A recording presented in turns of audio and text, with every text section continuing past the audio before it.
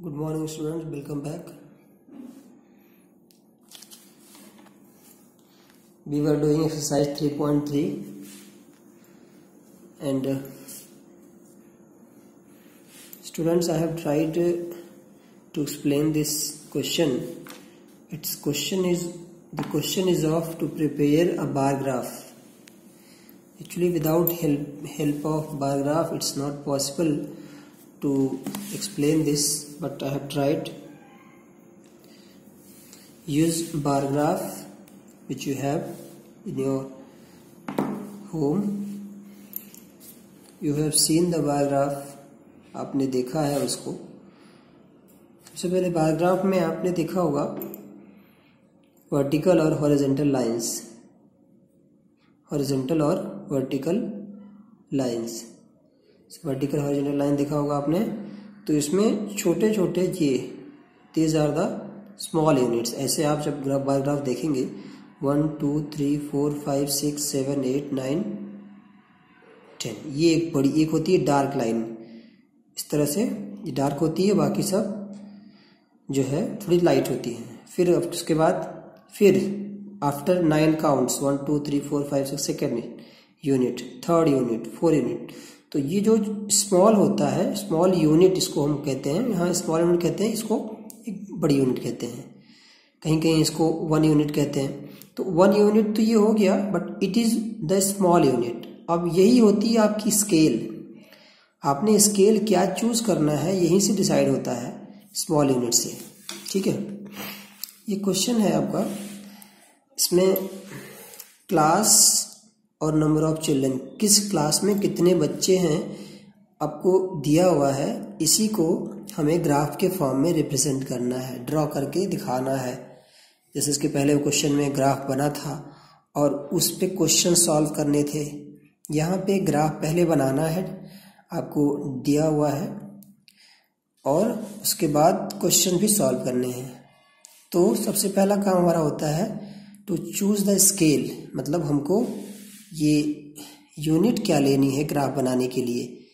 नहीं, तो हमारी कोशिश ये होती है कि हम as per the record observation जो हमें दी होती है उसी के हिसाब से हम यूनिट लेते हैं, स्केल लेते हैं. वैसे सबसे बेस्ट स्केल, अगर आपका ग्राफ पेपर बड़ा है, you have proper space, enough space, तो 1 स्मॉल यूनिट इक्वल टू 1, मतलब 1 unit equal to 10. 1 unit equal to 10, sorry 1 unit means big unit. ये 10 स्मॉल यूनिट की बात हो रही है. यहाँ पे 10 स्मॉल यूनिट्स लिखा हुआ है, ये भी स्मॉल यूनिट्स. तरह से 1 स्मॉल यूनिट इक्वल टू 1. तो ये हो गया.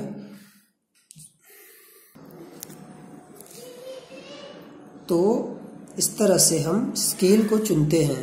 ठीक है, स्मॉल यूनिट को देखते हुए. ठीक है ना. तो हमने जो सबसे इजीएस्ट है स्केल 10, 1 यूनिट इक्वल टू 10.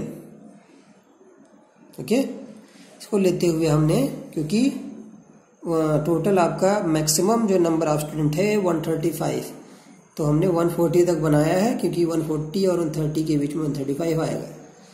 ठीक है ना. देखिए, सबसे पहला in class 5th there are 135 students. तो 10 20 30 40 50 60 मूव करते चले जाएंगे. 130 और 31 2 3 4, ये 2 यूनिट के बीच में जो एक मिडिल वाली लाइन होती है वो होती है 5th. एज पर आपने यूनिट अगर एक लिया है तो एक स्मॉल यूनिट को भी 1 माना है, तो हो गया 135. तो ये कहीं जाके ऐसे स्केल का यूज करेंगे आप, और सीधी लाइन जहाँ जाएगी वो होगी 1 यूनिट. और नीचे भी ऐसे जो लाइंस होती हैं, जो हॉरिजॉन्टल लाइन होती है, तो 1 यूनिट यहाँ पे भी आप एक बार ग्राफ को रिप्रेजेंट करेगा, किसी एक क्लास को. 5th को यहाँ पे, फिर अगला एक छोड़ के 6th, फिर एक छोड़ के 7th, फिर 8, फिर 9, फिर 10. Try to make this bar graph, कोशिश करिएगा. अच्छा, यूनिट और भी है, जैसे कि 1 स्मॉल यूनिट इक्वल टू 2.5, मतलब 1 यूनिट जो है वो 25 चिल्ड्रन भी मान सकते हैं, आप 50 चिल्ड्रन भी मान सकते हैं। जब आप मानेंगे तो करना आसान होगा, ठीक है। बाकी आप अपनी बुक को देखिए, कुछ चीज़ें उससे भी समझ में आएंगी। तो try to solve this exercise और try to answer the questions related with this question third. जो इसके क्वेश्चन है अब आप अपने मन से उसको सॉल्व करने की कोशिश करेंगे, यही आपका होमवर्क है।